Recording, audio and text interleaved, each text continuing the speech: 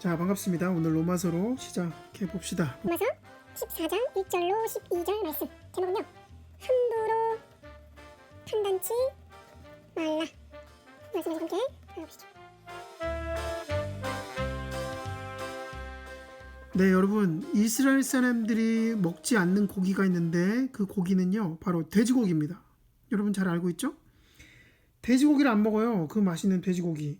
근데 우리는 다 먹죠. 이방인들은 다 먹어요. 개고기도 먹는데요, 뭐. 제가 이렇게 성경을 배워오면서 어떤 목사님은 이런 얘기도 하시더라고요. 레위기에서 분명히 이제 돼지고기를 먹지 말라고 하셨어요. 하나님이 이스라엘 백성들에게 시내 산에서 언약을 맺으며 레위기를 주셨다. 레위기의 그 율법이 있잖아요. 그 율법에 보면 정한 것과 부정한 것 이렇게 구분하셨단 말이에요. 하나님이 구분해 놓으신 것을 얘기하면서 어떤 목사님이 우리 이방인들도 하나님의 뜻을 쫓아 그 율법의 뜻을 쫓아서 그 돼지고기 먹으면 안 된다. 몸에도 안 좋다. 라고 얘기를 했습니다. 그래서 그것을 끊임없이 이제 주장을 하셨던 분. 그런 분들이 꽤 있다는 거죠. 그렇다고 우리가 맛있다고 다 먹어야 되는가? 여러분, 이게 본질적인 내용입니까? 그죠. 본질적인 내용이 아니에요. 기독교 신앙의 본질적인 내용이 아닌데 저 혼자 이렇게 얘기하고 있다는 거죠. 나도 오를 수 있고 너도 오를 수 있고 이런 상대적인 문제라는 겁니다. 우리가 신앙생활을 하다 보면 이 논란의 여지가 있는 문제들이 상당히 많이 있습니다.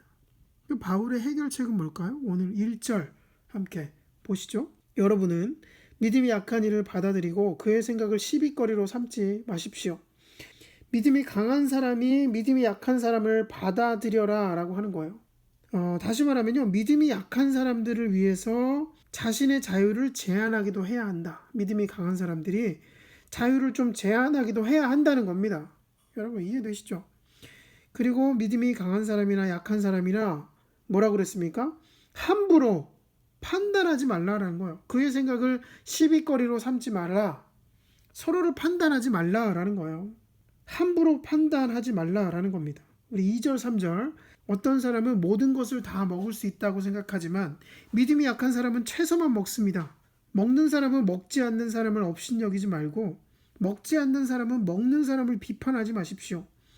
하나님께서는 그 사람도 받아들이셨습니다. 네, 그래요. 우리가 잘 안 먹는 게 있는데 그거예요. 우리 이거를 좀 생각해 볼까요? 여러분 잘 안 먹는 거 중에 하나 보신탕이죠. 보신탕을 먹는 사람이 못 먹는 사람을 깔보는 경우가 있어요, 없어요? 있어요.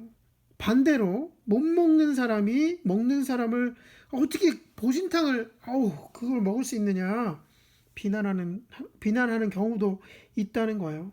근데 뭐라는 거예요? 그렇게 하지 말라는 거죠. 보신탕을 먹는 한국 사람이나 그 보신탕 안 먹는 국가의 사람이나 모두 하나님의 소중한 자녀다라는 겁니다. 그것을 먹든 안 먹든 공통점이 있다는 거예요. 그건 뭡니까? 4절, 우리가 누구이기에 남의 종을 비판합니까? 그가 서 있든지 넘어 있든지 넘어지든지 그것은 그 주인이 상관할 일이 아닙니다. 넘어지든지 그것은 그 주인이 상관할 일입니다.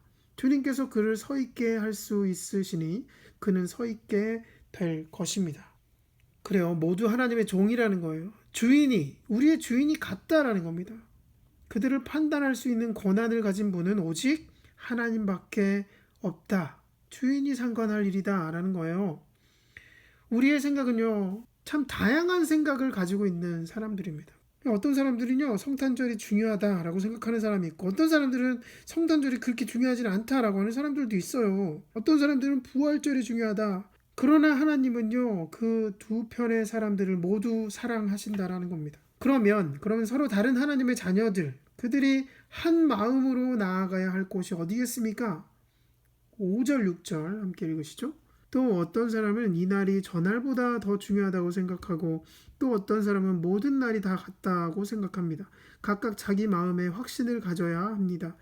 어떤 날을 더 존중히 여기는 사람도 주님을 위하여 그렇게 하는 것이고 먹는 사람도 주님을 위하여 먹으며 먹을 때에 하나님께 감사를 드립니다. 그리고 먹지 않는 사람도 주님을 위하여 먹지 않으며 또한 하나님께 감사를 드립니다. 참 우리의 생각은 다양하다라는 거죠. 우리가 지향하는 목표는요, 한 가지라는 거예요. 오직 하나님의 영광, 주님께 감사함으로 그것을 기리며 먹는다라는 거예요. 7절, 8절, 9절 우리 가운데에는 자기만을 위하여 사는 사람도 없고 또 자기만을 위하여 죽는 사람도 없습니다. 우리는 살아도 주님을 위하여 살고 죽어도 주님을 위하여 죽습니다. 그러므로 우리는 살든지 죽든지 주님의 것입니다. 그리스도께서 죽으셨다가 살아나신 것은 죽은 사람에게도 산 사람에게도 다 주님이 되시려는 것이었습니다.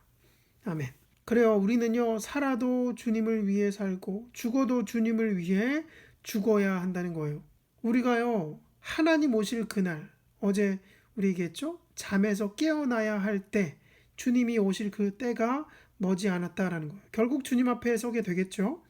주님 앞에 섰을 때 우리의 각자 살아온 삶에 대해서 보고해야 할 그 때가 머지 않았다라는 거예요. 그 날을 위해서 여러분 어떻게 준비하시겠습니까? 그 날을 생각하면요, 교만하게 남을 비판하며 함부로 판단하며 살아갈 수 없다라는 겁니다. 10절부터 12절 읽겠습니다. 그런데 어찌하여 그대는 형제나 자매를 비판합니까? 어찌하여 그대는 형제나 자매를 업신여깁니까? 우리는 모두 다 하나님의 심판대 앞에 서게 될 것입니다. 성경에는 이렇게 기록되어 있습니다. 주님께서 말씀하신다. 내가 살아있으니 모든 무릎이 내 앞에 꿇을 것이요 모든 입이 나 하나님을 찬양할 것이다. 그러므로 우리는 각각 자기 일을 여러분 하나님께 사실대로 아뢰어야 할 것입니다.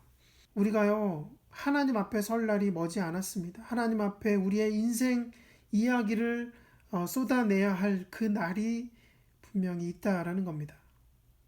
그 날까지 우리는요, 아주 겸손하게 다른 사람에 대해서 경솔한 판단이나 비판을 거두어야 한다는 것이죠. 여러분, 함부로 우리 친구들 판단하지 마십시오. 함부로 교회를 판단하지 마십시오. 함부로 여러분의 가족을 판단하지 마시길 바랍니다. 바라기는요, 주님 오실 그 날을 기대하면서 감사함으로 서로를 존중하며 형제자매를 비판하지 않고 살아가는 저와 여러분 되기를 주님의 이름으로 기도합니다.